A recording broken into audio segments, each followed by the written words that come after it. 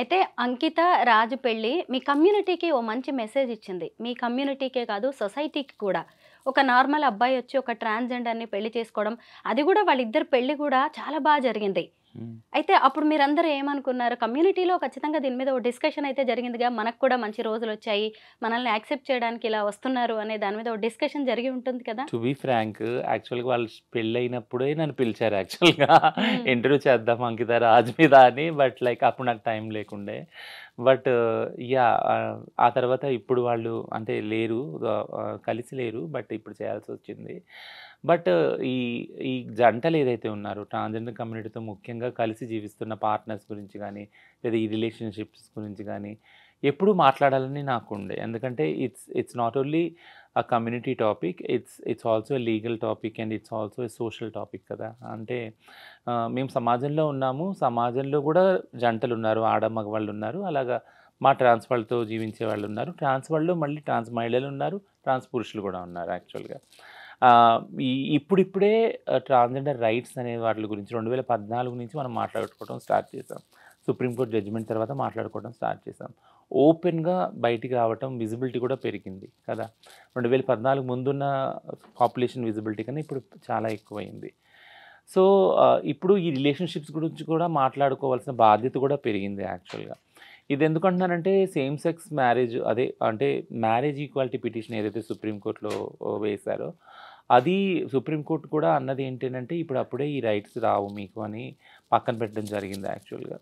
అప్పుడు ట్రాన్స్‌జెండర్ యాక్టివిస్ట్‌లందరూ మేము ఆలోచించిందేంటంటే సుప్రీం కోర్ట్‌లో ఇది మనం అంటే ఇది ఫెయిల్ కాదు. అంటే వాళ్ళు ఎత్తి చూపిస్తున్నారు సిస్టమ్స్‌లో, సోషల్ సిస్టమ్స్‌లో ఉన్న లోటుపాట్లు మీకిప్పుడు ఇవ్వటానికి ఏం లేదు. బట్ కానీ ప్రిపేర్‌గా లేదు సొసైటీ అనేసి ఇక్కడ హిందూ మ్యారేజ్ చట్టం ఉంది, ముస్లిం మ్యారేజ్ చట్టం ఉంది, క్రిస్టియన్ మ్యారేజ్ చట్టం ఉంది. ఏవింటిని మార్చమంటారు? అంటే మీకంటూ ఒక మ్యారేజ్ రైట్స్ ఇస్తే ఇవన్నీ గూడా డిస్కషన్‌లోకొచ్చినియి. అప్పటికి కూడా ఎవరైతే మెయిన్ లీడర్స్ ఉన్నారో లాయర్స్ ఇద్దరు లెస్బియన్ కపుల్స్ అరుంధతి, కర్జు వీళ్ళు ఆహ్, వాళ్ళు దే ఆర్ లైక్ వాళ్ళు సుప్రీం కోర్ట్‌లో అది లైవ్ టెలికాస్ట్ చేశారు యాక్చువల్‌గా. అప్పుడు ఇట్స్ సో పవర్‌ఫుల్ వాళ్ళ ఆర్గ్యుమెంట్స్ ఏంటినంటే, వేరే సిస్‌జెండర్ కపుల్ తోటి ఆడ, మగవాళ్ళు ఒకవేళ ఫ్యామిలీగా ఫార్మ్ అయితే, వాళ్ళ పిల్లలుంటారు. వాళ్ళకంటూ ఒక సోషల్ సెక్యూరిటీ ఉంటుంది. వాళ్ళు ఇల్లు రెంట్‌కి ఇస్తారు వాళ్ళకి ఈజీగా. ఇన్స్యూరెన్స్ పాలిసీ ఉంటుంది. బ్యాంక్ అకౌంట్ ఇవన్నీ ఈజీగా అయిపోతాయి వాళ్ళకి. బట్ అదే అంత ఈజీగా ఎల్‌జిబిటిక్యూఐ వాళ్ళు ఒకవేళ పెళ్లి చేసుకున్నా లేదా రిలేషన్‌షిప్‌లో ఉన్నా వాళ్ళకి అలాంటి ఫెసిలిటీస్ దొరకవు. దొరకవు. ఒకవేళ కష్టపడి అది సాధించుకున్నా ఫర్ ఎగ్జాంపుల్ ఒక ఇల్లు సాధించుకున్నా గానీ, బట్ చుట్టుపక్కల వాళ్ళు అదే సేమ్ రెస్పెక్ట్ ఏదైతే ఆడవాళ్ళు, మగవాళ్ళకి ఇస్తారో పెళ్ళిలో, ఆ కపుల్‌కి ఇస్తారో, ఆ ఫ్యామిలీకి ఇస్తారో అంత రెస్పెక్ట్ ఇవ్వరు యాక్చువల్‌గా. సో, ఇది మెయిన్ విషయం. ఈ కపుల్ అక్కడ వాదించినప్పుడు లెస్బియన్ కపుల్ మేమెలా తక్కువ? మా ఆడవాళ్ళ, మగవాళ్ళ రిలేషన్‌షిప్ కన్నా, వాళ్ళ ఫ్యామిలీ కన్నా మాదేం తక్కువ? మమ్మల్ని ఎందుకు ఇంత విచక్షణ చేస్తున్నారు? మాకెందుకు వేరే ఫెసిలిటీస్ కల్పించట్లేదు? ఇల్లు గానీ, లేదా ఇన్స్యూరెన్స్ గానీ, బ్యాంక్ అకౌంట్ ఇలాంటివన్నీ ఎందుకు కల్పించట్లేదు? దీనివల్ల ఎంతో న్యూనతా భావానికి, ఇన్ఫీరియారిటీ కాంప్లెక్స్‌కి గురవుతున్నాము. ఇది మా మెంటల్ హెల్త్‌ని చాలా పాడు చేస్తుంది కాబట్టి చాలామంది సూసైడ్‌లు గూడా అవుతున్నారు. జంటలు కలిసి ఉందామని వస్తున్నారు, విడిపోతున్నారు సోషల్ ప్రెషర్ వల్ల, తర్వాత సూసైడల్ అవుతున్నారు. సో, ఇవన్నీ గూడా అంకిత రాజ్ జర్నీ చూసినప్పుడు వాళ్ళు రిలేషన్‌షిప్‌కెళ్ళటము, వాళ్ళు కలిసి ఉండటం, ఒక ఇల్లు తీసుకోవటము, పెళ్లి చేసుకోవటం బ్రహ్మాండంగా ఈ సోషల్ మీడియాలో వి ఆల్ ఫెల్ట్ ప్రౌడ్.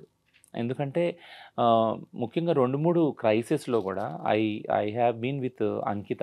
ఒక ఇష్యూ క్రైసిస్ అయినప్పుడు ట్రాన్స్ వుమెన్‌కి she was into the police station. ఇప్పుడు నేను ఆన్‌లైన్‌లో ఆమెని గైడ్ చేస్తున్నాను. ఇక్కడికి వెళ్ళు ఈ పోలీస్ ఆఫీస్‌లో కాదు. I praise that girl so like I felt so అంటే చాలా నేను ఆహ్, గ్రేట్‌గా ఫీల్ అయ్యాను. ఏంటంటే she has so much power to fight. అంటే ఒక ట్రాన్స్ వుమెన్‌కి అంత కాన్ఫిడెన్స్ వచ్చింది, అంత ఫైట్ చేయగలుగుతుంది అనంటే ఎన్నో ఇంగ్రీడియెంట్స్ ఉన్నాయి. అంటే ఎంతో బ్యాక్ పుషప్ ఉందనమాట. ఇప్పుడు మనం అంటాం కదా! ప్రతి ఒక్క సక్సెస్‌ఫుల్ మగాడి వెనక ఒక సక్సెస్‌ఫుల్ ఆడది ఉంటదని. ఖచ్చితంగా అప్పుడు నాకనిపించింది అంకిత వెనక రాజున్నాడని. అప్పుడు అందుకే తను కాన్ఫిడెంట్‌గా వచ్చి తన కమ్యూనిటీ కోసం కొట్లాడటానికి ముందొచ్చి పోలీస్ స్టేషన్‌లో 30, 40 మందిని తన వెంట పెట్టుకొని వెళ్లి ధైర్యంగా మాట్లాడి అప్పటికప్పుడు యూట్యూబ్ వీడియో చేసి పెట్టింది యాక్చువల్‌గా. ఇన్‌స్టాలో లైవ్ వెళ్ళింది. I felt so proud. ఇట్లాంటి వాళ్ళు కదా కమ్యూనిటీలో ముందుకు రావాలి, రైట్స్ గురించి కొట్లాడాలి అనేసి నన్ను చాలా ఇంప్రెస్ అయ్యాను యాక్చువల్‌గా. అప్పుడు నేను మాట్లాడినప్పుడు కూడా చాలా ఇంప్రెస్ అయ్యాను. సో, థింగ్ ఏంటంటే if you are happy as a person, happiness అనేది ఎక్కడొస్తుంది అంటే యాక్సెప్టెన్స్ నుంచి వస్తుంది. అంకిత, రాజ్ మధ్య ఒక ప్రేమ రిలేషన్‌షిప్ ఏదైతే ఉందో అది ఇది ఈక్వల్ యాక్సెప్టెన్స్ నుంచి వచ్చింది, బ్యాక్‌గ్రౌండ్ నుంచి. So, that's a beautiful acceptance. అంటే జెండర్‌ని, స్టీరియోటైప్ జెండర్‌ని క్రాస్ చేసుకొని ఆడైనా, మగైనా అని సెక్షువాలిటీ ఏదైనా గానీ అవన్నీ పక్కన పెట్టి నువ్వు ఒక మనిషివి, నేను ఒక మనిషిని, మనిద్దరం కలిసి జీవిద్దాం, ఒక చోట జీవిద్దాము, బ్యూటిఫుల్ లైఫ్‌ని మనం డిజైన్ చేద్దామని వాళ్ళ ఏదైతే సంకల్పం ఉందో that itself is a very beautiful thing కదా! అది మెయిన్ స్ట్రీమ్ స్టీరియోటైపింగ్‌కి అగైనెస్ట్‌గా వెళ్ళి ఛాలెంజ్ చేసి వాళ్ళకి చూపించిన రిలేషన్‌షిప్ అది. And we must all prize that relationship. Yeah!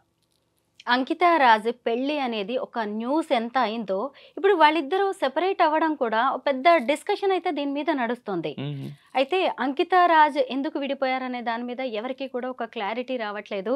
అయితే ఎందుకు వీళ్ళు వెళ్ళిపోయారు, విడిపోయారు అనే దాని గురించి చాలామంది తెలుసుకోవాలనుకుంటున్నారు. నిన్న తను ఒక వీడియో పెట్టింది. నేను ఈ ఇల్లు ఖాళీ చేసి కొత్త ఇంటికెళ్తున్నాను. 7 ఏళ్ళు ఇందులో ఉన్నాను. ఈ ఇల్లు నాకు చాలా గుడ్ మెమరీస్ ఇచ్చింది. లవ్లీ మెమరీస్ ఉన్నాయి నాకు. అలాగే కొంత సాడ్ కూడా ఇచ్చింది అని చెప్పేసి తను చెప్తుంటే అందరికీ అర్థమైపోయిందనమాట. ఆ సాడ్ ఏంటి అనేది.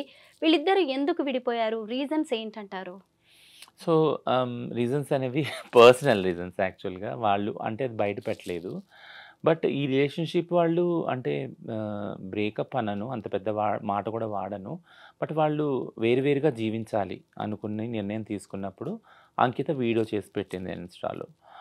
And it's and I have all respect to this women. Because ఎందుకంటే నేనెప్పుడు చెప్తాను ఇంటర్వ్యూస్‌లో, ఆడ మగవాళ్ళు కూడా ఒక డిసిప్లిన్ ఉండదు రిలేషన్‌షిప్స్‌లో కదా! పెళ్లి చేసుకోవడం గానీ, కలిసి జీవించడం గానీ అనుకుంటారు, ఉంటారు. బట్ అనుకున్నప్పుడు ఉన్న ఆ ఎనర్జీ, ఆ డిసిప్లిను విడిగా బతుకుదాం అనుకున్నప్పుడు కనపడదు యాక్చువల్‌గా. ఆ ఇంట్రెస్ట్ కూడా కదా! బట్ ఉండాలి. సో, ఈ టర్మ్స్ తోటి మనిద్దరం కలిసి జీవిద్దాము. ఒకవేళ టర్మ్స్ వర్కౌట్ అవ్వకపోతే మీరు మీ దారిలో, నేను నా దారిలో వెళ్ళిపోయి మనం హ్యాపీగా జీవించొచ్చు. ఇద్దరి ఆలోచనలు కలవట్లేదు కాబట్టి, మనోభావాలు కలవట్లేదు కాబట్టి. సో, ఆ అండర్‌స్టాండింగ్ ఈ కపుల్‌లో కనపడింది యాక్చువల్‌గా. వేరుగా జీవిద్దాం అనుకోని ఆమె చేసి, లేదు నేను విడిగా జీవించాలనుకుంటున్నాను, తను విడిగా జీవించాలనుకుంటున్నాను. అండ్ ఈ అబ్బాయి కూడా చాలా రెస్పెక్ట్‌గా పెట్టాడు. నేను అంటే మేము కలిసి ఉండట్లేదు ప్రస్తుతానికి. బట్ ఫ్యూచర్‌లో ఛాన్సెస్ ఉందేమో కలవటానికి. అది మాత్రం నేను ఓపెన్‌గా ఉంచుతున్నానని. ఎంత బ్రాడర్ పర్స్పెక్టివ్ వీళ్ళది కదా! I praise really both of them. అంటే ఆ విజ్ఞతని మీరు చూపించగలిగారంటే, ఏదైతే మీరు సమాజానికి మీ పెళ్లి ద్వారా మీ living relationship let it be a short span అయినా గానీ చూపించారు ఒక పద్ధతిని. వేరుగా జీవించడంలో కూడా ఆ డిసిప్లిన్‌ని I really prize both of them. So, ఆ పర్సనల్ రీజన్‌కి వెళ్తే వాళ్ళిద్దరికీ తెలుసు. ఆ స్పేస్ గూడా మనది కాదు కాబట్టి దాన్ని ఆక్యుపై చేయొద్దు. వాళ్ళకే వదిలేద్దాం అది. సో, ఆహ్, ఇలాగా ఒక అండర్‌స్టాండింగ్‌తో విడిపోయి విడిపోవడం అనుకున్న వేరుగా జీవించాలని వాళ్ళు అనుకున్నారు. ఆ రోజు నుంచి జీవిస్తా ఉన్నారు. సో, మీరిప్పుడన్నట్టు అంటే నాకు తెలిసిన అబ్జర్వేషన్ ప్రకారం ఎప్పుడైతే విడిగా జీవిస్తున్నారో అంకిత తన ట్రాన్సిషన్స్ వీడియోస్ పెడుతుంది. ఆ అబ్బాయి కూడా బాధపడిన కొన్ని వీడియోస్ పెట్టాడు. ఈ అమ్మాయి మళ్ళీ ఇల్లు ఖాళీ చేసిన వీడియోస్ ఇవన్నీ పెట్టింది. సో, ఇదంతా ఏంటి అనంటే ఏ రిలేషన్‌షిప్‌లో ఉన్న వాళ్ళు ఏదైతే వాళ్ళ పాస్ట్ ఇవున్నాయి, మెమరీస్ ఉన్నాయి, స్వీట్ మెమరీస్. అవన్నీ రీవిజిట్ అవుతారు. అనుకోకుండా కూడా అది ఆ ప్లేస్‌కెళ్ళినా వాళ్ళ తాలూకు సంబంధించిన బట్టలు, ఆ హోటల్స్, ఆ ప్రదేశాలు ఏదైనా గానీ ఆ జ్ఞాపకాలను తీసుకొస్తది కాబట్టి ఇట్స్ ఎ కామన్. సో, ఆహ్, కలవటం, కలిసి జీవించడం ఎంత కష్టమో విడిపోవడం కూడా అంతే కష్టం యాక్చువల్‌గా. మనం ఎవరిని డిఫైన్ చేయము. వెంటనే వెళ్ళి సాడ్ స్టేటస్‌లు ఇవన్నీ పెట్టేసుకొని ఇవన్నీ చేస్తారు చాలామంది యాక్చువల్‌గా. బట్ బట్ వీళ్ళు అంతే డిసిప్లిన్ తోటి కలిసి వేరువేరుగా జీవిస్తున్నారు. బట్ నాకనిపిస్తుంది స్ట్రాంగ్‌గా ఐ బిలీవ్ లైక్ ఫ్యూచర్‌లో ఛాన్స్ లేదని ఆ అబ్బాయి ఏదైతే అన్నాడో అది I think it gives some hope, like అంటే ఫ్యూచర్‌లో కలవచ్చేమో అన్న హోప్. కలిస్తే బావుండని కూడా నేను పర్సనల్‌గా అనుకుంటున్నాను యాక్చువల్లీ. యాహ్! రచన, నేను అంకిత అండ్ రాజ్ వీళ్ళిద్దరూ కలిసి ఇచ్చిన ఇంటర్వ్యూస్ చాలా చూసాను. ఏవి చూసినా నాకు రాజ్ చాలా మెచ్యూర్డ్‌గా, లవ్లీ బాయ్ అన్నట్టుగా అనిపించేది. తను బ్రాడ్ మైండెడ్ అని కూడా. అయితే ఆయన అంకితను పెళ్లి చేసుకునేటప్పుడు కూడా వాళ్ళ ఫ్యామిలీ వద్దనే ఉంటుంది. హ్మ్. అయితే ఈ తర్వాత కొద్ది రోజుల రిలేషన్ తర్వాత ఇదే సొసైటీ, ఇదే ఫ్యామిలీ మళ్ళీ అతన్ని ఫోర్స్ చేసుంటదా? ఆయన ఇన్‌ఫ్లూయెన్స్ అయ్యుంటాడంటాడా? ఇది కూడా ఒక కారణం కావచ్చు కదా! బట్ నేను అదర్ వే అనుకుంటున్నాను యాక్చువల్‌గా. To be surprised. ఏమనుకుంటున్నారు మీరు? ఏమనుకుంటున్నానంటే తనుని ఫోర్స్ చేశారా? లేదా ఆ అంకిత రియలైజ్ అయిందేమో అనుకుంటున్నాను. సీ ఇప్పటికొచ్చి అంకిత నుంచి ఎట్లాంటి నెగెటివ్ ఫీడ్‌బ్యాక్ ఆ అబ్బాయి గురించి రాలేదు. ఈవెన్ ఆ అబ్బాయి నుంచి కూడా రాలేదు ఆ అమ్మాయి గురించి. బట్ ఈ జర్నీలో అంకిత కనిపించిందేమో అంటే ఆహ్, నాతో ఎంత సేఫ్‌గా రాజు ఫ్యూచర్ ఉంటుంది, లైఫ్ ఉంటుంది. ఎందుకంటే ఒక ట్రాన్స్ వుమెన్‌తో జర్నీ అనేది itself is a very toughest thing. నార్మల్‌గా ఒక పవర్‌ఫుల్ విమెన్ తోటి ఒక man journey it's always a toughest journey కదా! యెస్. ఆడవాళ్ళు ఎవరైతే పవర్‌ఫుల్, స్ట్రాంగ్ పొజిషన్‌లో ఉంటారో, who will stand for their ethics and their abilities and skills, వాళ్ళతో ఉండే మగవాళ్ళు ఆటోమేటిక్‌గా కొద్దిగా ఇన్‌సెక్యూరిటీ, ఇన్ఫీరియర్ ఫీల్ అవుతారు కదా! సో రాజు యాహ్! అదే ఇన్ఫీరియారిటీ యాహ్! వచ్చిందంటారా రాజ్ ఫీల్ రాజ్‌కి? అయ్యాడని నేను అనను. రాజ్ ఫీల్ అయ్యాడని అస్సలు అనను నేను. రాజ్ కూడా చాలా యాక్సెప్ట్ చేసే అబ్బాయి. హ్మ్. కాబట్టి మీరన్నట్టు వీడియోస్‌లో ప్రైజ్ చేశాడు. ఆ హ్మ్. అమ్మాయిని ప్రైజ్ చేశాడు. ఆ రిలేషన్‌షిప్‌ని మెచ్యూర్‌గా ప్రెజెంట్ చేశాడు మీడియా ముందు. సో, రాజ్ ఇన్‌సెక్యూర్ ఫీల్ అయ్యాడని నేనెప్పుడు అనను. పిరికివాడని అస్సలు అనను నేను. బట్ థింగ్ ఏంటంటే అంకిత ఆలోచించుండొచ్చు. ఫ్యూచర్ ఈ రిలేషన్‌షిప్ వల్ల రాజ్ ఫ్యూచర్ ఎఫెక్ట్ అవుద్దేమోనని. అంటే కొంచెం జర్నీ అయినాక కొన్ని క్వెషన్స్ వస్తాయి ఆ రిలేషన్‌షిప్. ముఖ్యంగా ట్రాన్స్, సిస్, హెటెరోనార్మేటివ్ రిలేషన్‌షిప్ ఎప్పుడైతే ఉంటుందో వాళ్ళ మధ్య ఒక ఛాలెంజ్ ఏదొస్తుందంటే పిల్లలు పుట్టరు కదా వీళ్ళకి. పిల్లలు పుట్టినప్పుడు ఆహ్, ఎవరు కేర్ టేకర్ ఉంటారు ముసలి వయసొచ్చాక ఈ రిలేషన్‌షిప్‌లో. ఇది ఎల్‌జిబిటీ కపుల్స్‌లో ఎప్పుడూ ఉండే ఛాలెంజ్ ఒకటి క్వెషన్ మార్క్ యాక్చువల్లీ. ఈ క్వెషన్‌కి ఆన్సర్ దొరకదు యాక్చువల్‌గా. ఎందుకంటే మామూలు సిస్‌జెండర్ కపుల్‌లో గూడా పిల్లలు లేని వాళ్ళు ఎవరు చూస్తారు? ఎవరు చూడరు. పిల్లలు ఉన్నోళ్ళు గూడా ఆ పిల్లలు చూస్తారని నమ్మకం గూడా లేదు గదా! మనకి. సారీ. సో, అదే విధంగా ఎల్‌జిబిటీ కపుల్స్‌లో అయితే పిల్లలే లేరు. అడాప్ట్ చేసుకోవాలి మహా అయితే. అడాప్ట్ చేసుకున్నోళ్ళు గూడా చూస్తారా లేదా?